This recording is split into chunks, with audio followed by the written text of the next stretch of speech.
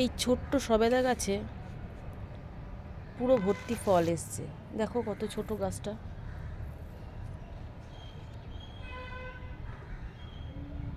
আমি তোমাদেরকে এর আগে ভিডিওতে দেখিয়েছিলাম ফুল আসলে হালকা করে চেপে দিতে। এই ছোট্ট সবেদা গাছেও ঠিক আমি সেই একই প্রসেস করাতে দেখো এইটুকু গাছে কিভাবে ফল এসছে।